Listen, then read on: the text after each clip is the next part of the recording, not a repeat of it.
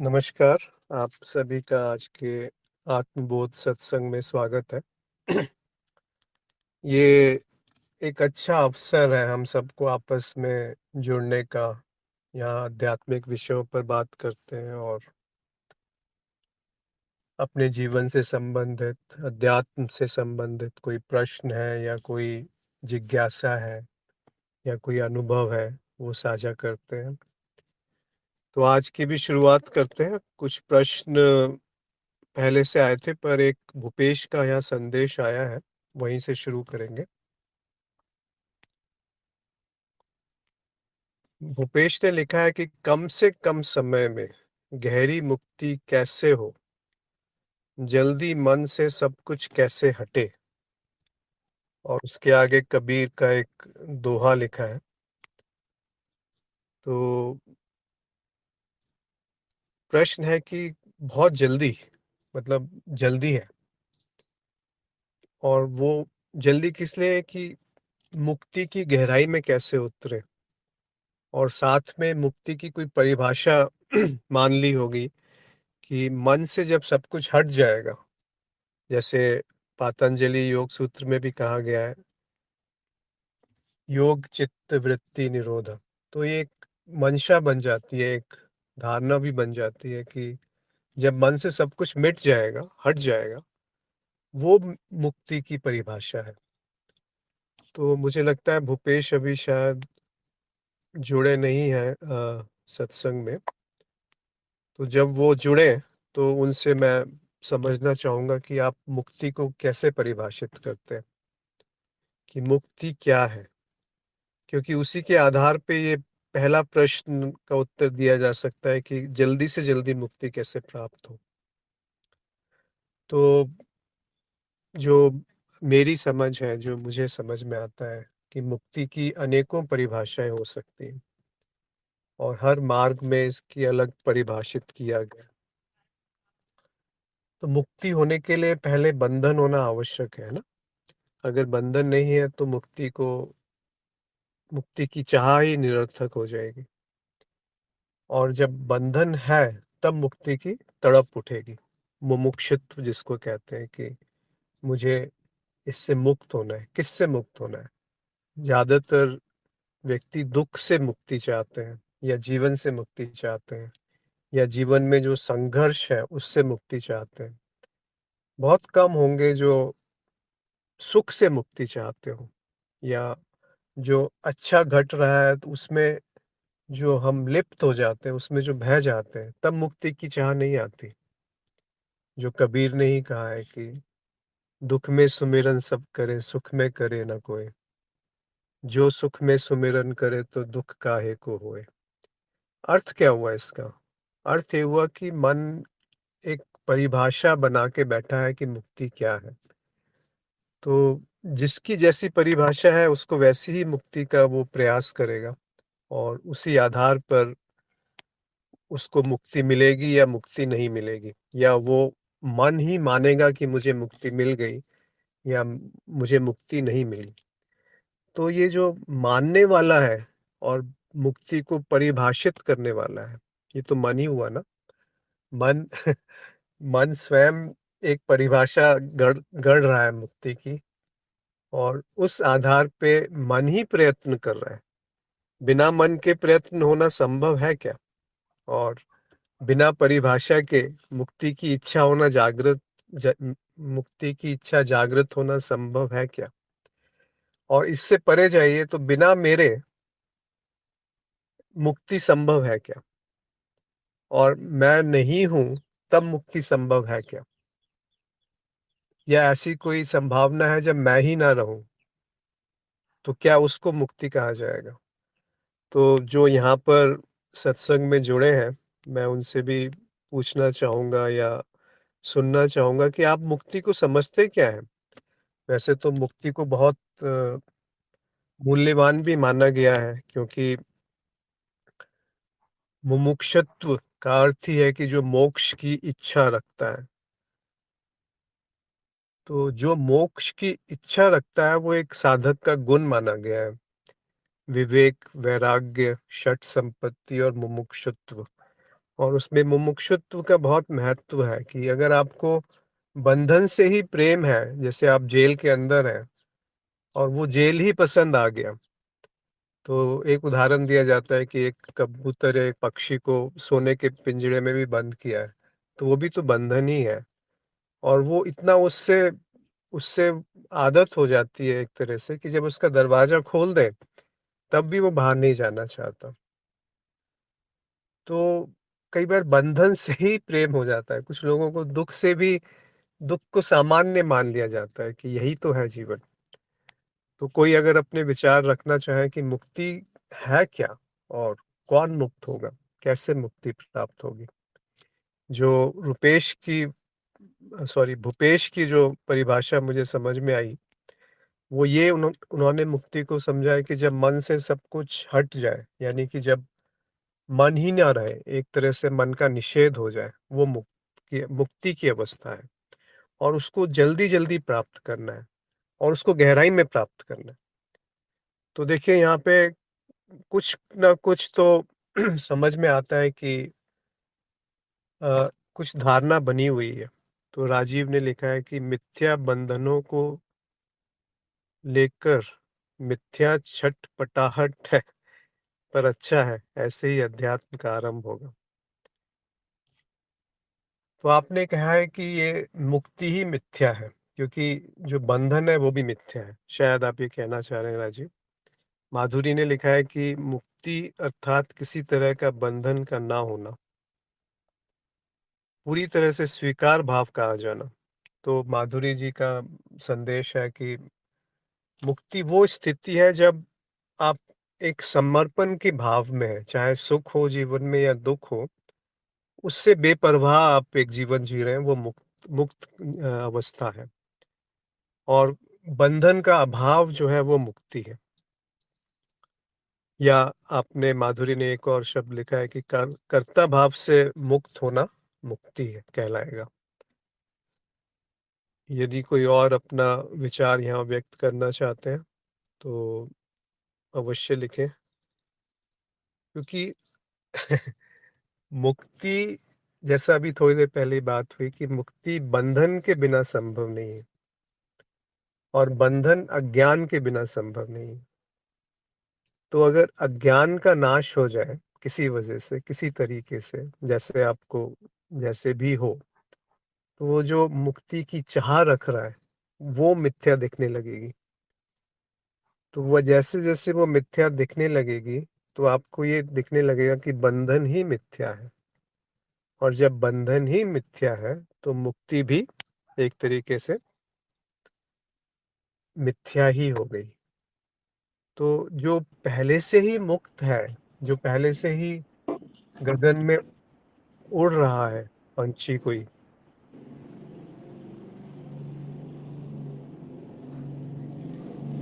किसी का शायद माइक ऑन है। प्रणाम अश्विन जी। हाँ जी, नमस्कार। मैं कहना चाहती थी कि हम ऐसे तो मुक्त ही होते हैं, मतलब हमारी जो शुद्ध अवस्था है वो मुक्ति की ही है। लेकिन क्या है, अज्ञान के कारण हम बंधन में महसूस करते हैं। तो कई बार इतना अज्ञान होता है कि मुझे लगता है कि मैं कुछ करके मुक्त हो जाऊंगी। मतलब जैसे अज्ञान को यदि हटा लिया तो अज्ञान से हटाने की जो इच्छा है वो भी एक तरह से वो बंधन बन जाता है, कुछ ना कुछ ये करता रहता है जीव। तो अपनी मुक्त अवस्था को पहचान लेना कि मैं सदा से मुक्त हूँ, जैसे आपने पक्षी का उदाहरण दिया कि यदि हम पिंजरा खोल भी दें लेकिन वो वहीं रहेगा, क्योंकि वो जो अज्ञान की जो बंधन में जो हमेशा से वो रहा है, उसे उसका एहसास ही नहीं है कि वो मुक्त है। तो ये जो बंधन का एहसास है जो कि इल्यूज़न है, लेकिन बहुत ही बड़ा मतलब कह सकते बड़ी बाधा है अपनी मुक्त अवस्था को प्राप्त करने के लिए। इसलिए यहाँ पर कहा गया कि कुछ करने से मुक्त नहीं हो सकते, बल्कि जैसे अज्ञान जैसे ही मिटता है कि मैं मुक्त हूँ, इसका ज्ञान होते ही जो सही में ज्ञान हो, जो हम कहते हैं वो मुक्त है। इसीलिए कहा गया है कि जब दुख में होते हैं, दुख में होना का मतलब होता है कि हम दुख को महसूस कर रहे हैं, जबकि वो हम दुखी नहीं है। हमारे आसपास में जो परिस्थितियां हैं वो विपरीत हो सकती हैं, वो पीड़ा हो सकती है, लेकिन मेरा जो स्वभाव है वो उससे, मतलब मैं उससे अलग हूँ, मैं अलग हूँ और दुख हमारा अलग है। इस तरह से जान लेना, न केवल दुख को बल्कि सुख को भी।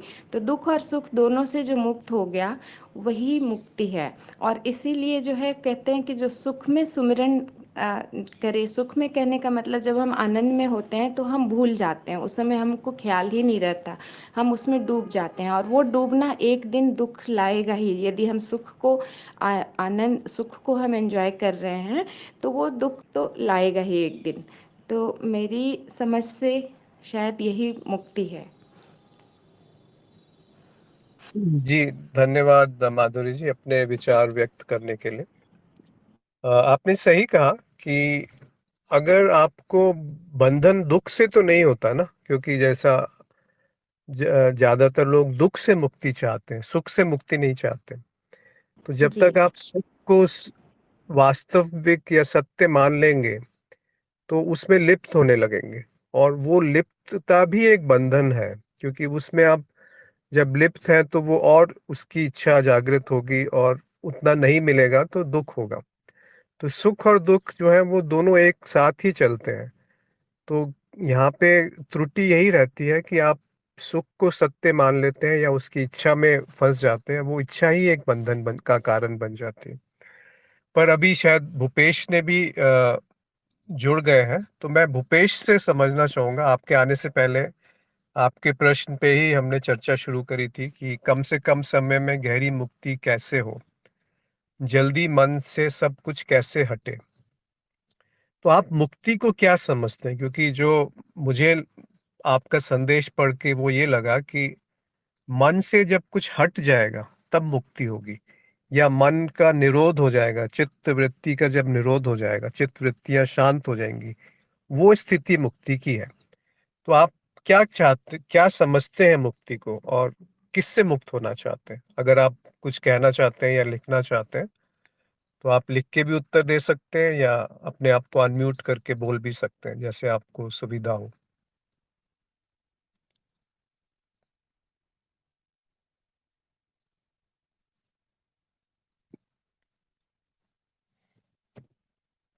क्योंकि जो प्रश्न कर रहा है आपने लिखा है सब कुछ भूल जाना मुक्ति है, तो मुक्ति को भी भूल जाइए कि मुझे मुक्ति चाहिए। अगर भूलना मुक्ति है तो जिसको कुछ याद नहीं रहता, क्या वो मुक्त है? मतलब एक तरीके से वो मुक्ति हो गई, क्योंकि आपको मुक्ति की चाह नहीं है, वो भी भूल गए। और मुझे मुझे बंधन है, ये भी भूल गए, तो वो मुक्ति है। पर ये थोड़ा गहराई से उत्तर दीजिए भूपेश। अगर आपकी यही परिभाषा है तो इस पे हम विश्लेषण करेंगे। पर क्या आपकी वास्तविकता में मुक्ति की परिभाषा यही है कि सब कुछ भूल जाना मुक्ति है? तो इसका अर्थ ये हुआ कि जितनी देर कुछ याद रहे तो आप बंधन में हैं, या जब भी कुछ याद है तब वो बंधन में है, या जब भी कोई स्मृति आएगी तो वो बंधन हो जाएगा? क्या ये कहना उचित होगा फिर?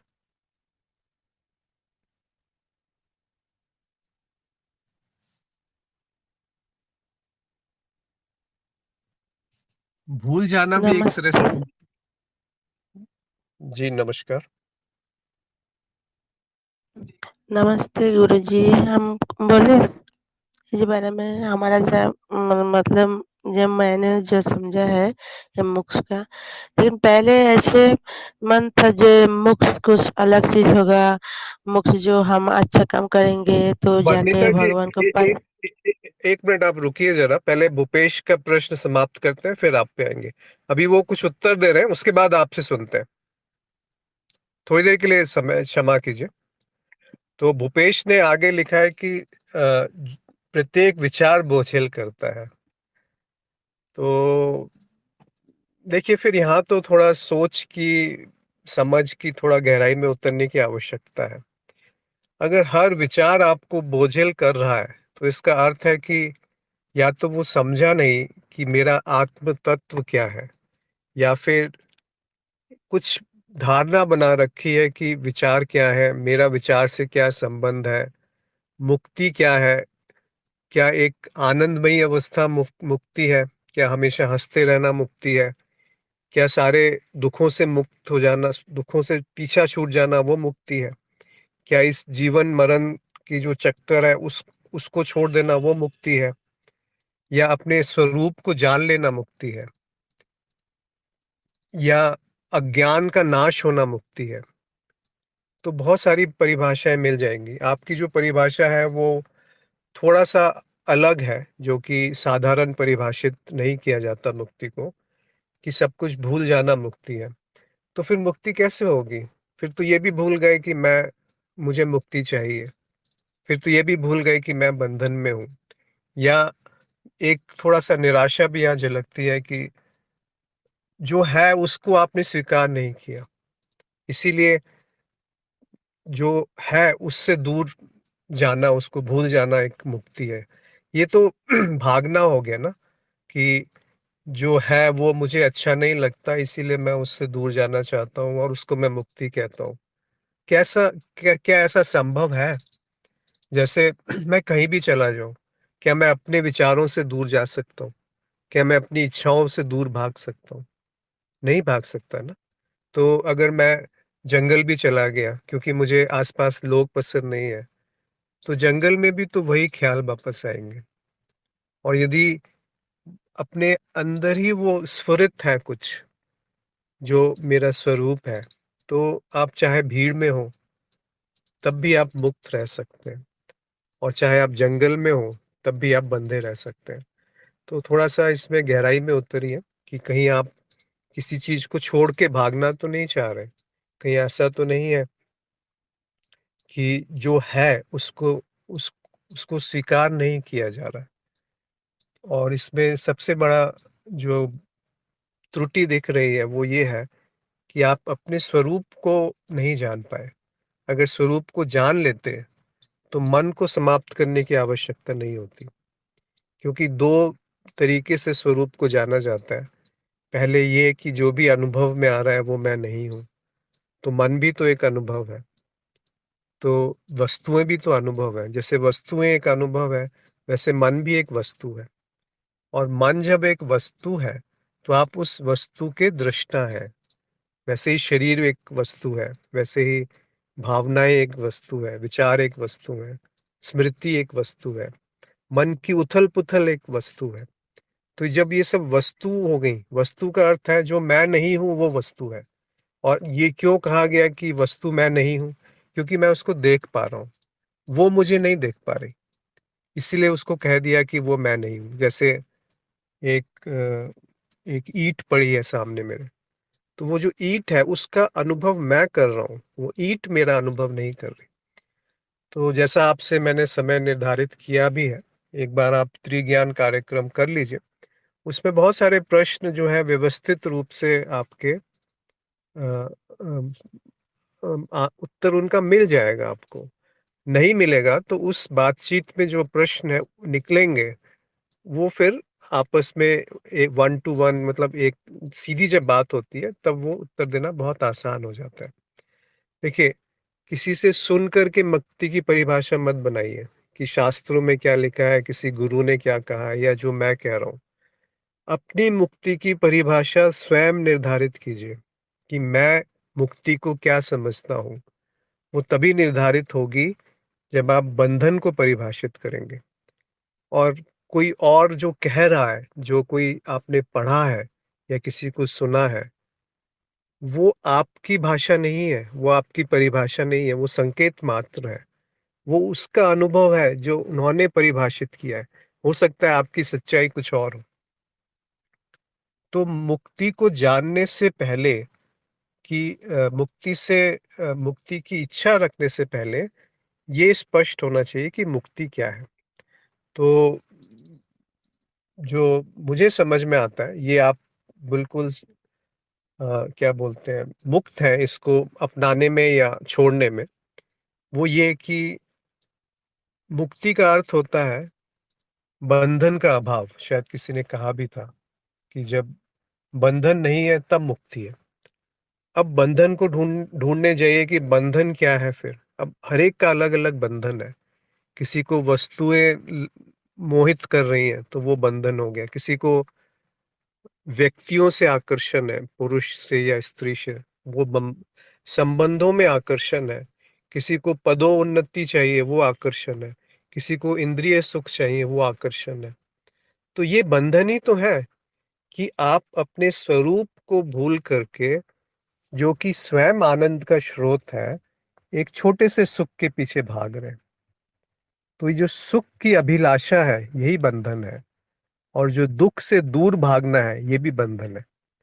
अगर आप दुख में स्थित हो गए तो आप देखेंगे कि आप ही दुख हैं। अगर आप सुख में स्थित हो गए तो आप ये भी जान पाएंगे कि आप ही सुख हैं। फिर ना सुख के पीछे भागेंगे, ना दुख से दूर भागेंगे। उन दोनों में जो तटस्थ है, उसी को तो मध्य मार्ग कहा है।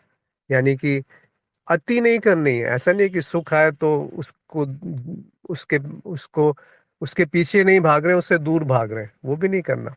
और दुख आए तो उससे दूर नहीं भाग रहे, लेकिन उसको उसको और चाह रहे हैं कि और दुख आ जाए। ये भी तो मूर्खता ही है। तो सहज रहना है, सरल रहना है, और अपने स्वरूप को जानना है। अगर आपने अपने स्वरूप को एक बार जान लिया, क्षण भर भी जान लिया, तो फिर ये सवाल ही नहीं, बेमानी सा हो जाएगा कि मुझे मुक्त होना है। क्योंकि आप बंधन में है ही नहीं। जो बंधन में है ही नहीं, उसको मुक्त कैसे करें? जो कभी बंधा ही नहीं, उसको कैसे मुक्त किया जाए? और जो बंधा है, वो मुक्त हो नहीं सकता, क्योंकि जो बंधा है वो एक मिथ्या है। कौन बंधा है? एक एक विचार बंधा है कि मैं बंधन में हूं। उस विचार को कैसे मुक्त करेंगे? क्या कोई संभावना है उस विचार को मुक्त करने की? उस विचार को मुक्त करने की संभावना तभी आती है जब वो विचार ये जान ले कि ये विचार विचार जान भी नहीं सकता, देखिए, कि ये विचार जो है, यही मिथ्या है। आपने कहा विचार से अलग होकर, तो इसका अर्थ ये है, भूपेश ने लिखा है कि विचार से अलग होकर, इसका अर्थ ये है कि आप विचारों से परेशान हैं। तो विचार आप नहीं है, अगर ये समझ में आ गया, तो अच्छे विचारों के पीछे नहीं भागेंगे और बुरे विचारों से दूर नहीं भागेंगे। तो जो आप विचारों से अलग होना चाहते हैं, वो तो अलगाव हमेशा है। अगर आप विचार होते तो विचार को विचार कैसे जानते? फिर विचार के उठने से पहले आप हैं, विचार जब था तब आप हैं, और जब विचार समाप्त हो गया और नया विचार नहीं आया, तो बीच में जो अंतराल है, जो गैप है, उसमें भी तो आप हैं। और एक विचार से दूसरे विचार को जो संबंध बना रहा है, वो भी तो आप हैं। क्या एक विचार दूसरे विचार को जान सकता है? जान ही नहीं सकता। तो विचार से अलग कौन होगा? जो पहले से ही अलग है। और जो पहले से ही अलग है, उसको विचारों से अलग कैसे करेंगे? वो तो पहले ही विचार नहीं है। जो विचारों को जान रहा है, वो विचार कैसे हो गया? और जब वो विचार है ही नहीं, तो उसको विचार से अलग कैसे करेंगे? तो जो सोया ही नहीं, उसको जगाएंगे कैसे? और जो जाग कर के भी मान रहा है कि मैं सोया हूं, तो उसको सुलाएंगे कैसे? तो देखिए, बड़ा इसको मानने की आवश्यकता नहीं है जो ये कहा जा रहा है।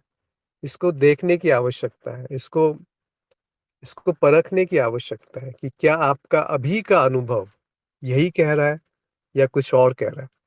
क्या आप अभी देख पा रहे हैं कि विचारों के कारण बंधन नहीं है? क्या आप ये जान पा रहे हैं कि विचार बंधन का कारण नहीं है? विचार एक वस्तु है, जैसे अभी हम बात कर रहे थे कि जैसे एक स्कूटर एक वस्तु है, वैसे ही विचार एक वस्तु है। जब स्कूटर नहीं था तब भी आप थे, जब स्कूटर है तब भी आप हैं, और जब वो चला जाएगा तब भी वो आप रहेंगे। अब स्कूटर गैराज में खड़ा है, तो उससे क्या आप बंधन में है कि मैं स्कूटर से किसी रस्सी ने मुझे बांधा हुआ है? नहीं ना। वैसे ही विचार है कि विचार आते हैं और चले जाते हैं। क्या विचार आपके हैं? थोड़ा इसमें इसमें मनन कीजिए कि विचार मेरा कैसे हो गया? अगर मेरा विचार होता तो मेरे नियंत्रण में होता ना। क्या आप बता सकते हैं कि अगले 5 मिनट बाद आपको कौन सा विचार आने वाला है? या ऐसे करोड़ों विचार जो अब इस जीवन में आए हैं, वो सारे आपको याद हैं? या एक विचार कहाँ से आता है, क्या उसका कारण पता है? वही विचार आपके मन में क्यों आ रहा है, क्या ये कभी सोचा है? और वो विचार आपने अपना कैसे मान लिया? जैसे कैसे मान लिया बताइए? कैसे हो गया आपका वो विचार? कई बार गलत खाना खाने से बुरे विचार आते हैं, कई बार गलत संगति में पड़ने से बुरे विचार आने लगते हैं, तो वो आपके कैसे हो गए? कौन-सा विचार आपका है? कौन-सा विचार नया है जो जिसको आप कह सकें, जिसका स्वामित्व आप ले सकें कि ये मेरा विचार है? कोई है ऐसा शुद्ध विचार जो पहली बार किसी के मन में आया हो? इतने बिलियन ऑफ ईयर्स बोलते हैं जो पृथ्वी है जब से, तो उसमें ऐसा कौन-सा विचार है जो नया हो? पर हर विचार नया है। यही इसकी अद्भुतता है कि वो पुराना होते हुए भी नया है और वो सब में होते हुए भी किसी में नहीं है। और तो ऐसे जो तत्व है, ऐसा जो सुंदर व्यक्तित्व है, वो हैं आप। अपने आप को कम मत आंकिए। अपने आप को विचारों से परेशान कैसे हो गए? जैसे सूर्य है, बादल बह रहे हैं, तो सूर्य क्या परेशान हो रहा है? बादल तो हैं इसलिए क्योंकि सूर्य है। ऐसे ही विचार है, बादलों की तरह बहते रहते हैं, तो सूर्य पे क्या प्रभाव डालेंगे? आप सूर्य हैं जो स्वयं प्रकाशित है। आपके होने से विचार उत्पन्न हुए हैं। अगर आप नहीं हैं, तो विचारों का अस्तित्व भी है क्या? कोई यहाँ पर जो जुड़े हैं, उनमें किसी का ऐसा अनुभव है कि मैं नहीं हूं लेकिन विचार है? या वो होना संभव है? जब वो होना ही संभव नहीं है, जब आप कभी उससे जुड़े ही नहीं, तो उससे मुक्त कैसे होंगे? जैसे फिर से वही उदाहरण आता है जो कई बार दिया गया है कि एक पति है, वो कभी पति है, कभी भाई है, कभी बेटा है, कभी दोस्त है। अब एक पति को पुरुष बनने के लिए कितनी मेहनत की आवश्यकता है? अगर पति ने अपने आप को केवल पति मान लिया कि मैं केवल पति हूँ, मैं पुरुष नहीं हूँ, तो ये एक मान्यता नहीं है क्या? तो वो मान्यता को देखने मात्र से वो अलगाव पैदा हो जाएगा कि विचार चाहे अच्छे हों या बुरे हों, मैं विचार नहीं हूँ, पहली चीज। और विचार चाहे अच्छे हों या बुरे हों, कोई विचार मेरा नहीं है। इससे इससे बहुत शांति मिलेगी कि मेरा विचार नहीं है। यहाँ यहाँ मैं भी फंसा हुआ था बहुत समय से कि कुछ अच्छा किया तो ठीक है, वो हो गया, परंतु कुछ बुरा किया तो उससे ग्लानि होती थी कि गलत क्यों हुआ। बाद में देखा कि ना तो अच्छा मैं करता हूँ, ना बुरा मैं करता हूँ, तो दोनों से मुक्ति हो गई। बुराई को इसलिए नहीं छोड़ना कि वो मैंने की है, बुराई को इसलिए छोड़ना क्योंकि वो आपको अपने स्वरूप से दूर ले जाती है। एक भासित होता है कि मैं दूर हो गया, वैसे स्वरूप से दूर होना संभव ही नहीं है, परंतु एक ऐसा लगता है कि दूर हो गया। तो वो जो लगता है, उसको मिटाने के लिए कर्ता भाव का अभाव बहुत आवश्यक है। और वो जो कर्ता भाव है वही अहंकार है। वो जो कर्ता भाव है वही सारी दुख का जड़ है। अगर वो कर्ता नहीं तो दुख नहीं, दुख नहीं तो बंधन नहीं, और बंधन नहीं तो मुक्ति नहीं। तो ये सब जुड़े हुए हैं आपस में। तो मूल अगर हम जाएंगे तो वो अज्ञान ही है। वो कहीं ना कहीं कुछ मान्यता है, कहीं ना कहीं मनन की गहराई की कमी है, कहीं ना कहीं जाना नहीं कि मैं कौन हूँ। और ये तो पहला कदम है जब वस्तु को अपने से भिन्न देखा जाता है। और दूसरा कदम ऐसा सुंदर है कि जो भी वस्तु है वो मैं ही हूँ, क्योंकि मेरे बिना कोई वस्तु का होना संभव है क्या? अगर मैं नहीं तो विचारों का अस्तित्व है, अगर मैं नहीं तो भावनाओं का अस्तित्व है क्या? और यदि मैं नहीं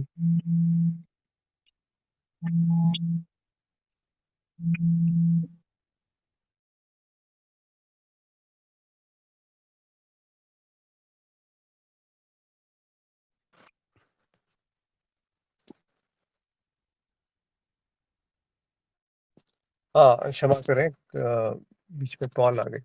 यदि मैं नहीं, तो संसार का अस्तित्व है क्या? यदि मैं नहीं, तो इच्छाओं का अस्तित्व है क्या? यदि मैं नहीं, तो सुख का अस्तित्व है क्या? तो जो कुछ भी है, वो मुझसे भिन्न कैसे हुआ?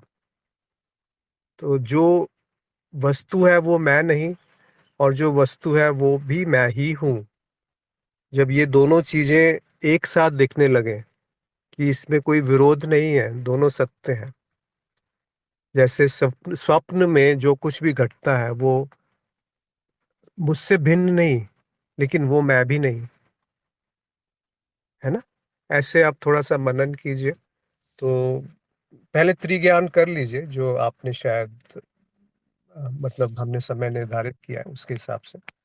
तो उस पर आपको बहुत सारे प्रश्नों के उत्तर मिलेंगे।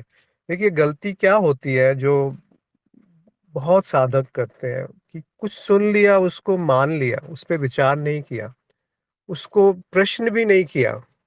आप बिल्कुल वो बात मत मानिएगा जो मैं कह रहा हूँ या कोई और कह रहा है। अपना अनुभव देखिए, अपना तर्क देखिए, और अनुभव ही सत्य है ऐसा भी नहीं है, क्योंकि रेगिस्तान में तो जल का अनुभव होता है और वो सत्य प्रतीत होता है। इसीलिए तर्क का बहुत महत्व है कि तर्क से ये पता चलता है कि जो दिख रहा है वो सत्य नहीं है। जैसे पृथ्वी जो है वो सपाट दिखती है, फ्लैट दिखती है, पर वो फ्लैट तो है नहीं ना। एक समय था कि शायद सारी जो जितने भी यहाँ पे लोग निवास करते थे, वो मानते थे कि ये सपाट है, ज्यादातर लोग या बहुत सारे लोग। परंतु जैसे ही और विकास हुआ, बुद्धि की परिपक्वता आई, तो वो एक एक सपाट नहीं है, ये ज्ञान हो गया ना। विज्ञान ने भी स्थापित कर दिया, उसकी फोटोज आ गई कि वो सपाट नहीं है। तो मुक्ति क्या है, वो जानना आवश्यक है, ये जानने के लिए कि मैं मुक्त कैसे हूँ। अगर मुक्ति की परिभाषा में ही कहीं त्रुटि है, तो जो प्रयास है वो सब निरर्थक से हो जाएंगे। तो पहले परिभाषा बिल्कुल स्पष्ट कर लीजिए, फिर उसके लिए प्रयास कीजिए। और ये केवल मुक्ति के लिए सिद्ध नहीं है, ये सभी के लिए सिद्ध है। कि आप ध्यान करता है कोई, तो ध्यान क्यों कर रहा है वो नहीं पता, बस कर रहे हैं। ध्यान कैसे करना है वो भी नहीं पता, कहीं से सुन लिया, उस तरीके से कर रहे हैं। उसका प्रभाव क्या आएगा वो भी नहीं पता। तो ध्यान क्या है ये भी नहीं पता, और किसी ने बताया नहीं, फिर भी कर रहे हैं। तो थोड़ा सा इसमें मनन की आवश्यकता है, इसमें थोड़ा सा गहराई में जानने की आवश्यकता है कि मैं जो हूँ वो मेरा स्वरूप क्या है, मैं जो हूँ वो मेरा तत्व क्या है, और मेरा जो तत्व है वो क्या दृश्य से भिन्न है। अगर मैंने अपने आप को दृष्टा मान लिया या साक्षी मान लिया या आत्मन मान लिया ना, तो वो जो मान रहा है वो इन शब्दों से भिन्न है हमेशा। तो वो जो मान रहा है उसको गहराई से देखिए, तो कुछ जानने में आएगा। फिर उसको गहराई से देखेंगे तो वो जानने वाला छूट जाएगा। तो जो जान रहा है वही जाना जा रहा है, जो देख रहा है वही दिख रहा है, जो दृष्टा है वही दृश्य है, जो साक्षी है वही साक्ष्य है, जो शिव है वही शक्ति है, तो जो पुरुष है वही प्रकृति है। तो ये समझ में जब आएगा, तो जिसको समझ में आएगा वो गायब हो जाएगा। मुझे लगता है और आगे चलते हैं, कुछ कमेंट्स और आए हैं। लक्ष्मी ने लिखा है कि, अच्छा उसके ऊपर भी कुछ है, शेर बिष्ट ने लिखा है कि सभी अनुभव एक परिवर्तन मात्र है, यह द्वैत का सत्य है, इसको स्वीकार करना मुक्ति है। जैसे जन्म, मृत्यु, सुख दुख आदि। बहुत सुंदर बात लिखी है शेर बिष्ट जी ने कि मिथ्या को मिथ्या रूप में जान लेना ही मुक्ति है। बहुत सुंदर। माधुरी ने लिखा है भूलना भी बंधन हो जाएगा। हाँ, ये बात भी सही है कि आप भूलने का प्रयास कर रहे हैं तो वो बंधन हो गया। राजीव ने लिखा है मन में भावनात्मक प्रतिक्रिया है यहाँ पे। जी हाँ, वो एक तरह की इच्छा है। लक्ष्मी ने कहा है, लिखा है कि मैं पहले से ही मुक्त हूँ, केवल जान लेना है। सुख दुख अच्छा बुरा मैं नहीं हूँ, मेरा नहीं है। जो भी है वो संपूर्ण है। बहुत सुंदर, यही बात हम लोग ने भी इसी निष्कर्ष पे आए थे। राजीव ने लिखा है कि 2 अवस्थाएँ हैं, बुद्धि को समझ आए, एक वह अज्ञेय जो मुक्त है सदैव, जहाँ बंधन और मुक्ति दोनों है और नहीं भी, और दूसरा मन या चित्त, जहाँ मिथ्या पहचान बन जाती है, जहाँ धारणाएँ हैं, मुक्ति की धारणा है, यह चित्त ही मुक्ति को ढूँढता है। बंधन और मुक्ति इनके बीच झूलता रहता है। जब चेतना सदैव बनी रहे तब यह भेद स्पष्ट नज़र आता है, और चेतना में बने रहने से जो मुक्त अवस्था है, वो मात्र प्रकाशित होती है, जो अभी भी है पर अज्ञान के बादल भर। जी हाँ, यही उदाहरण मैंने भी दिया था कि जो सूर्य है, वो बादल जो है वो सूर्य को प्रभावित नहीं कर सकते ना। लक्ष्मी ने लिखा है, नेति नेति विधि द्वारा अपने स्वरूप में स्थित रहा जा सकता है। आप स्वरूप से कभी दूर हुए नहीं लक्ष्मी, तो उसमें नेति नेति विधि तो एक संकेत मात्र है कुछ जानने के लिए कि मेरा स्वरूप क्या है। पर स्वरूप से में स्थिति आएगी, सही है। नेति नेति से ये जब जान जाएंगे कि जो कुछ भी जाना जा रहा है वो मिथ्या है, तो स्वरूप को जाना जाएगा। देखिए, स्वरूप को जाना भी नहीं जा सकता और स्वरूप अनजान भी नहीं है। स्वरूप का ज्ञान भी नहीं हो सकता और वो अज्ञान भी नहीं है, मतलब कि उसको उसको नहीं जाना जा सकता, ऐसा भी नहीं है। फिर कहते हैं कि स्वरूप हुआ जा सकता है, उसमें भी थोड़ा-सा भेद है, क्योंकि जो स्वरूप हुआ, कैसे हुआ? आप तो पहले से ही वो है, होने के लिए तो कोई और अन्य हुआ ना जो होगा। तो स्वरूप का अर्थ ही होता है जो आपसे भिन्न ना हो। जैसे लकड़ी और टेबल, टेबल में से लकड़ी को हटा दीजिए तो वो उसका स्वरूप है लकड़ी। अगर उसका पेंट हटा दीजिए तब भी टेबल रहेगी, आप नया पेंट कर सकते हैं उसपे, आप उसको आकार बदल सकते हैं। पर टेबल में से लकड़ी हटा दीजिए, मेज में से लकड़ी हटा दीजिए, तो मेज कहाँ रही? वह स्वरूप होता है। तो स्वरूप होना नहीं है, जैसे स्टील है, वो जग बन गई। अब जग में से स्टील निकाल दीजिए तो वो कैसा स्वरूप? वही उसका स्वरूप है, वही तत्व है। अ, असंग ने लिखा है कि मन में से जिसको जाना नहीं जा जा सकता, किंतु जो मन को जानता है वही तो है शुद्ध चैतन्य। जी, बिल्कुल सही कहा आपने कि जो मन से नहीं जाना जा सकता, क्योंकि मन खुद जाना जा रहा है। मन खुद एक अनुभव है। तो जो शुद्ध चैतन्य है वो मन को भी जान रहा है। इसीलिए वो शुद्ध चैतन्य मन से भिन्न है। पर असंग से एक और चीज़ इसमें आगे मनन कीजिए कि जो मन है वो भी मैं ही हूँ। माधुरी ने लिखा है कि मुझे कहीं पहुँचना है, कुछ पाना है, वर्तमान से स्वीकार भाव करना होना। मैं अभी मुक्त नहीं हूँ, कुछ करना, होने से या पाने से मुक्त हो जाऊँगा, नहीं हो सकता। इन अज्ञान की परतों को अज्ञान है जान लेना ही मुक्त अवस्था को सूर्य की भांति प्रकट कर देता है। जैसे सूरज ढलते ही हमें लगता है कि वह नहीं है, किंतु वह ज्ञान होते ही कि मैं ही उससे धरती के घूमने के कारण दूर चला गया था, तब ज्ञान हो जाता है। जी हाँ, आपने आगे लिखा है कि मुझे भी बहुत समय लगता रहा कि इससे मुक्त होने में कि मुझे गलती हुई, यह भी करता रहा। हाँ, मुझसे गलती हुई, ये भाव से छूटने में मुझे भी समय लगा और छूट गया। आप बरनीता के पास आते हैं, आप कुछ कहना चाहती थी, तो अगर अभी कहना चाहते हैं तो आप कह सकते हैं, अपने आप को अनम्यूट करके। हाँ, नमस्ते गुरुजी। जैसे कि पहले तो बहुत हम जानते थे कि ये सब मैं हूँ, जैसे था। अभी जब जान लिया तब अभी ये मोक्ष का जो शब्द है, ये तो एक टाइम नहीं रहेगा, क्योंकि जब हम जान जाएँगे जो हम बंधन में है ही नहीं, तब तो मुक्त ही मुक्त है। तो मुक्ति एक सोच है, एक विचार सिखाया गया है, बस और कुछ भी नहीं। और पहले तो जानते थे हम अच्छा काम करेंगे, मरेंगे, उसके बाद विचार होगा, हमारा मोक्ष होगा। मोक्ष क्या है उसका भी पता नहीं था। लेकिन अभी एकदम छोटा एक शब्द बोले जैसे जहाँ ज्ञान का अभाव है वही बंधन है, और जहाँ अज्ञान का अभाव है वही मुक्त है। बस इतना सा छोटा काम पूरा मोक्ष हो जाएगा। और अभी तो मुक्ति का शब्द का पता बहुत सुंदर है, बहुत सरल है। अगर जल्दी विचारों में मान लिया तो बस सीधा ही बात है। और जो घुमाते रहेगा सारी तरफ देख के, दुनिया को देख के, जे इससे मुक्त लेना है, दुख से मुक्त लेना है, सुख से मुक्त लेना है, तो बहुत कुछ तोड़ना फोड़ना पड़ेगा। ज्ञान का जागृत हो गया मतलब मोक्ष हो गया, अज्ञान भाग गया तो मुक्ति ही मिल गया।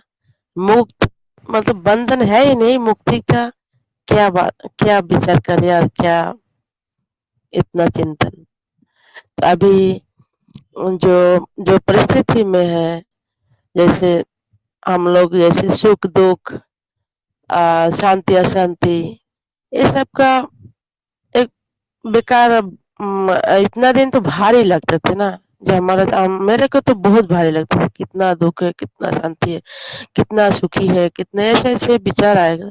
अभी तो हम देखते मैं ही बहुत सुखी हूँ, मैं ही बहुत आनंद में हूँ, जो कुछ देखती हूँ दिखाई नहीं देता है। ये बहुत मजा आ गया है कि इतना भीड़ में इतना लोग चल रहा है कलकत्ता सिटी में, इतना गाड़ी वाड़ी कितना कुछ मेरे को नजर ही नहीं है, मेरे को कितना ऊपर आपने में जा रहे बहुत बहुत पता नहीं। बहुत सुंदर बात कही बनीता जी। आपने सबसे पहली जो नमस्ते। बात कही, हाँ नमस्कार, आपने ये कहा कि ज्ञान का अभाव जो है बंधन है और अज्ञान का अभाव मुक्ति है। बहुत अच्छी परिभाषित किया आपने, और धन्यवाद आपका इस परिभाषा को साझा करने के लिए। भूपेश ने आगे भी एक संदेश भेजा है कि स्वयं को जानना और उसमें स्थित होना मुक्ति है। जी हाँ, ये आप कह सकते हैं कि काफी अच्छी परिभाषा है कि अगर आपने स्वयं को जान लिया तो आप ये भी जान पाएंगे कि उसमें स्थित होने के लिए कोई प्रयास नहीं है, क्योंकि स्वयं का अर्थ ही वो होता है जो आप हैं, और जो आप हैं उसमें स्थित कैसे होंगे। तो इसीलिए सारे प्रयास जो है आपको अपने से दूर ले जाएंगे, इसीलिए सारे प्रयास जो है वो मुक्ति से दूर ले जाएंगे, क्योंकि मुक्त तो आप पहले से हैं। यही तो जानना है जो बन्नीता जी ने कहा कि ये अज्ञान कि मैं बंधन में हूँ, उसका अभाव ही मुक्ति है। तो जैसे ही ये अज्ञान का अभाव हुआ तो मुक्त है, ये स्पष्ट हो जाएगा, ये प्रकट हो जाएगा। स्पष्ट कैसे होगा? प्रकट हो जाएगा। जैसे बादलों का अभाव है और दिन का समय है तो सूर्य प्रकट हो जाएगा, पर कई बार बादल है तो सूर्य आप ऐसा लगता है कि अंधेरा हो गया, अप्रकट सा है। पर थोड़ा गहराई में देखिए, बादलों का होना सूर्य पे निर्भर करता है। अगर सूर्य नहीं होता तो जो पानी है वो भाप नहीं बनती, और वो भाप नहीं बनती तो बादल कैसे बनते? तो जो बादल ढक रहे हैं सूरज को, वो भी सूरज का ही प्रारूप है, उसी का एक प्रकट रूप है। ये जानिए। तो जो कुछ भी है ये एक उदाहरण की तरह से उपयोग किया जाता है, इसको सत्य नहीं मान लीजिएगा। इसको कहने का अर्थ ये है, क्यों ये उदाहरण दिया जाता है कि जो मैं हूं, अगर वो जान लिया तो जो मैं नहीं हूं वो भी मैं हूं, ये समझ में आने लगेगा। तो जो मैं नहीं हूं ये जानता था, वो मिथ्या थी, वो अज्ञान था, वो भ्रम था। तो वो जब छूटता है तो उसको छोड़ने वाला भी उसके साथ चला जाता है। तो वो जो मैं है, वो मैं एक तरह से विलय हो जाता है। वो मैं जो अलगाव पैदा कर रहा था, जो विभाजन कर रहा था, जो इसको मैं मानता था, जो वो जानता है कि मैं शरीर हूँ या मैं विचार हूँ या मन हूँ, पर उसने कभी ये जाना ही नहीं कि मैं क्या हूँ। वो जो जानने वाली क्षमता है वो मनुष्य में पहली बार आती है, और वो जब पहली बार आती है तो अध्यात्म शुरू होता है। और वो अध्यात्म की जब यात्रा शुरू होती है तो कहीं ना कहीं गुरु से मुलाकात हो जाती है, और उस मुलाकात के बाद धीरे धीरे सारे प्रश्न छटने लगेंगे। जैसे बादल छटते हैं और सूर्य का प्रकाश आने लगता है। इसीलिए गुरु को कहते हैं कि जो अंधकार से प्रकाश की तरफ ले जाए। तो जो प्रकाश रूपी ज्ञान से भर दे, वो गुरु होते हैं। और सद्गुरु वो होते हैं जो आपको अपने स्वयं से मुलाकात करवा दें, और उस मुलाकात के बाद कुछ कहने को नहीं रहता, कुछ बोलने को नहीं रहता, कुछ सुनने को भी नहीं रहता, क्योंकि जो सुनोगे वो स्वयं को ही सुनोगे, जो बोलोगे वो भी आप ही का प्रारूप है, और जो देखोगे वो भी स्वयं को ही देखोगे। तो ऐसी जब दृष्टि आ जाती है जिसमें दृश्य विलय हो जाए, तो क्या फिर कहना, क्या सुनना, फिर मौज है, एक आनंद है, मस्ती है, शांति है, प्रेम है। फिर ये झलकते हैं, ये प्रयास से नहीं होते। फिर मुक्ति कहाँ छूट गई? जब मुक्ति छूटी तभी तो प्रेम का उदय होगा। अगर मुक्ति के पीछे भागोगे तो प्रेम क्या है कैसे जानोगे? तो मुक्ति भी निरर्थक हो जाए, वो प्रेमी होता है। और मुक्ति क्या है वो ज्ञान के बिना जानना संभव नहीं है। नहीं तो मुक्ति की एक परिभाषा लेकर के, जैसे योग सूत्र में क्यों कहा गया योग चित्त वृत्ति निरोध, यहाँ निरोध का शब्द है निरुद्ध। निरुद्ध मतलब रुक जाना, रोकना नहीं, प्रयत्न नहीं करना रोकने के लिए, रुक जाना। कैसे रुक जाना? जब आप ईंधन नहीं देंगे तो रुक जाएगा। ईंधन क्या है? इच्छाएं, वासनाएं, अज्ञान, ये सब ईंधन है। जैसे जैसे ये ईंधन कम होगा, शुद्धता बढ़ेगी, तो वो मन चित्त जो है वो शांत होने लगेगा, यानी कि चित्त की वृत्तियां रुकने लगेंगी। उसको कहा निरुद्ध। इसमें 5 स्तर बताए गए: क्षिप्त, मूढ़, विक्षिप्त, एकाग्र, फिर निरुद्ध आता है। तो हमने निरुद्ध शब्द ही नहीं जाना, और हम निरोध मतलब समझते हैं कि चित्त को रोक देना। वो तो असंभव है। चित्त का अर्थ ही है जो बह रहा है। अगर जो हवा है, हवा को रोक दिया तो क्या हवा रहेगी? हवा को फिर हवा कह सकते हैं? वैसे ही चित्त अगर बहना रुक गया तो वो चित्त नहीं रहा, मन नहीं रहा वो। तो मन का तो स्वभाव ही है कि बहना, वो तो बह रहा है इसीलिए मन है। तो उसको रोकना नहीं है, वो रुकने लगेगा। और रुकेगा ऐसे कि वो जब चल रहा है तब भी परेशान नहीं करेगा, क्योंकि जो आपका तत्व है, जो मैं है, वो किसी से छूता नहीं है। कोई उसको छू नहीं सकता, कोई उसको टच नहीं कर सकता। वो इतना शुद्ध है, इतना निर्मल है, निर्दोष है, कोई दोष नहीं है उसमें। निर्गुण है, कोई गुण ही नहीं है। निराधार है, कोई आधार नहीं है। परंतु जो भी गुण है वो उसी में समाहित है, जो भी आधार है वो उसी पे आधारित है। और जो भी प्रकट है या अप्रकट है, वो दोनों उसी में है। तो ये तो आप देखिए ना, विश्वास मत कीजिए, इसको मानना भी नहीं है, इसको इसको जानना भी नहीं है। इसको देखना है। कैसे देखना है? कि क्या अभी मेरे बिना कुछ होना संभव है? कोई यहाँ पर जो जुड़ा है वो इस प्रश्न का उत्तर देना चाहेगा कि अगर मैं हट गया तो क्या रह गया? अब हम इस मैं को ही हटाने के पीछे पड़े अहंकार समझ करके। पर अहंकार मैं नहीं है। जिस मैं की बात हो रही है वो अहंकार का भी दृष्टा है। उस मैं से जिससे देखना हो रहा है, उस मैं जिससे सुनना हो रहा है, और उस मैं जिससे माधुरी ने कहा कुछ भी नहीं रहेगा। जी। और ये भी अब वही मैं ही जानेगा कि कुछ नहीं रहा। और कौन जानेगा बताइए? जब मैं से भिन्न कुछ है ही नहीं। आपने, भूपेश ने लिखा है, मैं कुछ देर देर पहले नहा के चलिए, बहुत जल्दी आपको ज्ञान हो गया, बहुत सुंदर बात है। तो ये जो आज का सत्संग बहुत सफल रहा, क्योंकि थोड़ी देर पहले आप मन को कोस रहे थे। तो जो मन को कोस रहा था ना, वो भी एक एक प्रक्रिया थी, एक क्रिया थी। जो मैं है ना, जो आपने मैं शब्द पहला लिखा है, वो उसका भी दृष्टा है कि मैं पहले को उस मन को कोस रहा था और मैं जो है अब मन को कोस नहीं रहा। दोनों ही जो है वो मैं का ही प्रारूप है।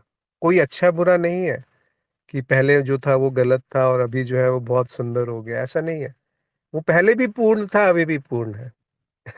जैसे मूवी में विलेन को भी लोग सराहने लगते हैं, कितनी सुंदर उसने अभिनय किया। जैसे जोकर था, एक मूवी अंग्रेजी की आई थी, वो अपने पात्र में इतना घुस गया कि बाद में शायद उसने आत्महत्या कर ली, इतना नकारात्मकता में वो घुस गया था। तो पात्र में घुस गए और उसी को सत्य मान लिया, यही तो सबसे बड़ी मूर्खता है। और पात्र में घुसे बिना आनंद कहाँ, ये सबसे बड़ी विडंबना है। तो दोनों चीजें एक साथ लेके चलिए कि इस संसार को ऐसे खेलिए कि सब सत्य है, पर ऐसे जानिए कि सब कुछ मिथ्या है। तो दोनों चीजें जब साथ चलेंगी तो बड़ा सुंदर जीवन चलेगा। ऐसे नहीं कि ये मिथ्या है तो मैं ट्रेन के सामने जाके खड़ा हो जाऊंगा। नहीं नहीं नहीं, उसको पूरी शिद्दत से सत्य मानिए, पर ये भी जान लीजिए कि सब कुछ मिथ्या है मेरे सिवा। वो जो मैं है, वो छोटा मैं छोड़ दीजिए ना बस। वो छोटा मैं जो कभी वस्तु को मैं समझने लगता है, वो छोटा मैं कभी शरीर को मैं मान लेता है, वो छोटा मैं कभी विचारों को मैं मान लेता है, कभी स्मृति को मैं मान लेता है, कभी इच्छाओं को मैं मान लेता है, कभी सुख से जुड़ जाता है, कभी दुख से दूर भागता है। उस मैं को छोड़ दीजिए तो जो कुछ भी है वो मैं ही है। फिर वो मैं वृहद है, उसी को अहम ब्रह्मस्मि कहा जाता है। उसी को कहते हैं कि अहम एकम इदम सर्वम, जो है वो मैं है। उन्होंने आत्मन एकम इदम सर्वम नहीं कहा, अहम एकम इदम सर्वम। देखिए कितना सुंदर शब्द है, अहम एकम इदम सर्वम। स्वयं ब्रह्मम, स्वयं विष्णु, स्वयं ब्रह्मम, स्वयं महेशम, मतलब मैं ही तो है जो है। न किंचित, मेरे अलावा कुछ नहीं है, कुछ है ही नहीं, हो सकता नहीं, कभी हुआ नहीं।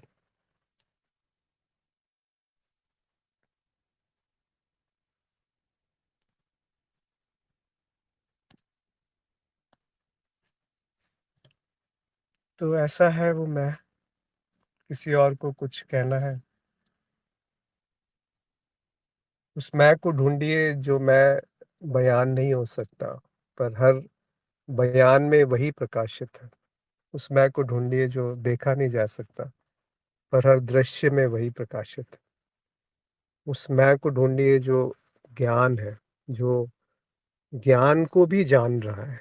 ज्ञान का अर्थ ये नहीं होता कि कोई विचार को हम ज्ञान कह देते हैं। ज्ञान का अर्थ होता है जो जान रहा है, जो चैतन्य है, वो ज्ञान है। नहीं तो ज्ञानम मलम अज्ञानम मलम। अज्ञान तो मल है ही है, ज्ञान भी बहुत बड़ा मल है, क्योंकि ज्ञान जो है वो केवल मिथ्या का ही होगा, और जो मिथ्या का होगा वो मिथ्या ही होगा। तो केवल अज्ञान का नाश होता है, और जो बच जाता है उसको आप आत्मज्ञान बोल लीजिए, ब्रह्म ज्ञान बोल लीजिए, केवल ज्ञान बोल लीजिए, कुछ भी बोल लीजिए, वो सारे शब्द बेकार हैं। क्यों? क्योंकि वो शब्दों में है भी और नहीं भी है, क्योंकि वो इतना निशब्द है कि हर शब्द उसके बिना नहीं रह सकता। तो ऐसे निशब्द को किस में परिभाषित करेंगे? उसके लिए मौन होना आवश्यक नहीं है। वो जो मौन है वो कभी भी अमौन नहीं होता। कभी भी ऐसा नहीं होता कि वो मौन से शोर हो गया, ऐसा नहीं होता। जो शोर है उसके जो तट पे मौन है, जैसे लहर है उसके तट पे सागर की गहराई है, वैसे ही जो अनुभव है उसका जो तट है वो अनुभव करता है। जो दृश्य है उसका जो तट है वो दृश्य दृष्टा है। तो जो शिव शक्ति है उसका जो तट है वो शिव है। तो ये दो नहीं है, एक ही है। बस एक थोड़ा शांत है और एक में थोड़ा बहाव है। तो भाव का अपना आनंद है और शांति का अपना आनंद है। और जब तक ये दो नहीं होंगे तो कोई ये कहने वाला नहीं होगा कि अद्वैत है। तो द्वैत से ही अद्वैत का जन्म होता है और अद्वैत ही द्वैत के रूप में प्रकट है। देखिए कितनी सुंदर बात है, मनन कीजिए इस पर कि अगर द्वैत नहीं होगा तो कौन जानेगा कि अद्वैत है, और अगर अद्वैत है तो वही तो द्वैत के रूप में प्रकट है। यहाँ पे बोलने को कुछ रह नहीं जाता। जो हमने इतनी देर चर्चा की उसमें भी क्या अर्थ निकलेगा, सोचो तुम। अगर कोई तीसरा व्यक्ति इसको सुनेगा तो वो समझेगा कि ये तो पागल है, गए गुजरे केस, क्रैक्ड। ठीक है, जो समझ रहा है वो भी दृश्य है, जो ये समझ रहा है कि सब पागल है वो भी दृश्य है, जो ये जान रहा है कि विचार अच्छे हैं या बुरे हैं वो बुद्धि खुद एक दृश्य है, जो ये निर्णय लेती है कि मुझे कुछ चाहिए या मुझे कुछ छोड़ना है, तो जो त्यागता है और उस त्याग में भोग करता है तो वो त्याग भी त्याग नहीं रहता फिर। और जिसके भोग में भी त्याग है फिर वो त्याग भोग भी सुंदर है, और जिसके त्याग को भी भोग बना लिया तो वो त्याग भी थोड़ा सा कुरूप हो जाएगा। तो ना त्यागना है ना भोगना है, आपका कुछ है नहीं जो त्याग सकते हो, और आप से अलग कुछ नहीं है जिसका आप भोग कर सकते हो। अब कहाँ रहा त्याग और कहाँ रहा भोग, अब कहाँ रहा बंधन और कैसी मुक्ति। क्यों हम इतना, पर ये सब बातें जो है ये एक तरह से अंत है ज्ञान का। ये जो नए नए साधक हैं उनको बताएंगे तो वो भ्रम भी हो सकता है, पर भ्रम के सिवा कुछ है क्या। भ्रम ही भ्रम, मतलब ब्रह्मन ही भ्रम बनकर उत्पन्न है। तो भ्रम भी भ्रम है और भ्रम ही भ्रम है, मतलब एक बी वाला और एक भ वाला। तो यदि किसी को कोई प्रश्न है, कुछ कहना चाहते हैं, या कुछ रह गया कहने से, कुछ स्पष्ट नहीं हुआ तो कह सकते हैं, अन्यथा आज की चर्चा हम यहाँ पे भी समाप्त कर सकते हैं। बहुत बहुत आभार आपका आज जुड़ने के लिए। पता नहीं क्या कहा गया, क्या समझा गया। जिसने कहा और जिसने समझा वो दो नहीं थे। खुद ही कहा, खुद ही समझा और खुद ही भ्रम में पड़ गया। तो भ्रम ही जो है कभी भ्रमित हो जाता है, कभी समझता है कि मैं ज्ञान में हूँ, कभी त्याग करता है और कभी कहता है कि मैंने कुछ भोग लिया, कभी अच्छा समझता है कभी बुरा समझता है। पर जो भी है वो उस मैं से भिन्न नहीं है। वो मैं जो दो नहीं है, अहम एकम इदम सर्वम, व्योमम अतीतम निरंतरम। वो ऐसा मैं है जो दो नहीं है, यही सबसे बड़ी पहचान है। जो छोटा मैं है ना वो दो बना देगा कि मैं अलग, अहम और इदम, मैं और वो। पर जो दूसरे मैं की पहचान है वो दो नहीं मिलेगा, अहम एकम इदम सर्वम, व्योमम अतीतम निरंतरम। उसका कोई अंत नहीं है, उसकी कोई शुरुआत नहीं है, और वो आकाश से परे है। तो जो आकाश से परे है, जो निरंतर है, जो आदि अंत के परे है, बिना है, वही तो सुंदर है, वही सत्य है, और उसी को सत्यम शिवम सुंदरम कहा गया। तो जो ये प्रकृति है ये सुंदर है, और जो इस प्रकृति को जान रहा है वो शिव है। और शिव ही भ्रमित होकर के अहम बन गया या मैं बन गया, अहंकार बन गया। ठीक है, एक अलग शब्द उपयोग कर लीजिए, अहंकार, तो आपको बहुत आसान हो जाएगा। जो आकार के साथ हम जुड़ गया वो अहंकार है, और अहम जो है वो परिशुद्ध है, वो वो निर्मल है, निर्दोष है, वो सर्वव्यापक है, निरंजन है। ये शब्द जो है ये चमकने लगते हैं अगर उस अहम की झलक, उस अहम को, उस अहम के द्वारा ही, उस गुरु की कृपा से जो स्वयं अहम है, मिल जाए तो आनंद है। भूपेश का एक प्रश्न और आ गया, मुझे लग रहा था समाप्त करेंगे कि समझ में आया या नहीं, क्या इसका कोई प्रमाण हो सकता है? जो प्रमाण देगा वो स्वयं प्रमाणित है। मतलब अगर मैं नहीं है तो वो प्रमाण कहाँ से आएगा? तो जो समझ आया या समझ नहीं आया, ये दोनों मिथ्या है। तो इसका प्रमाण ये है कि अगर प्रश्न रह गया कि ये समझ आया है कि समझ नहीं आया, तो ये निश्चित है कि समझ नहीं आया। इसीलिए आप त्रिज्ञान कीजिए और उसके बाद दोबारा से यही प्रश्न पूछेगा जो अभी आपने लिखा है कि समझ आया या नहीं आया। अगर नहीं आया तो और चर्चा करेंगे, उसके बाद भी नहीं आया तब देखेंगे तब क्या होता है। परंतु थोड़ा सा अभी धैर्य रखिए, धीरज रखिए। 3 दिन कार्यक्रम पूरे होने के बाद फिर मैं आपसे पूछूंगा कि समझ आया कि नहीं आया। अगर ये समझने वाला, जैसे माधुरी ने लिखा है, समझने वाला भी मिट गया, तब कार्यक्रम सफल हुआ। आपने लिखा है मैं कल के लिए उत्साहित हूँ। मैं भी उत्साहित हूँ। नमस्कार, आप सबका बहुत बहुत आभार आज जुड़ने के लिए। बहुत सुंदर चर्चा रही। चर्चा तो खैर क्या हुई, कुछ कह दिया, पता नहीं क्या कहा, और जो सुनने वाला था वो भी वही था जो कह रहा था। और सबको बहुत बहुत शुभकामनाएं। अपने स्वरूप को जानिए, और जैसे ही जानेंगे तो स्थिति के लिए कोई प्रयास नहीं करना पड़ेगा। सारे प्रयास अप्रयास में आ जाएंगे, अप्रयत्न हो जाएंगे, अचाह हो जाएंगे। एक उदारता, एक प्रेम और एक जीवन का जो प्रवाह है वो बिना किसी अवरोध के बहेगा। तो नमस्कार सबका, अगले शनिवार को फिर से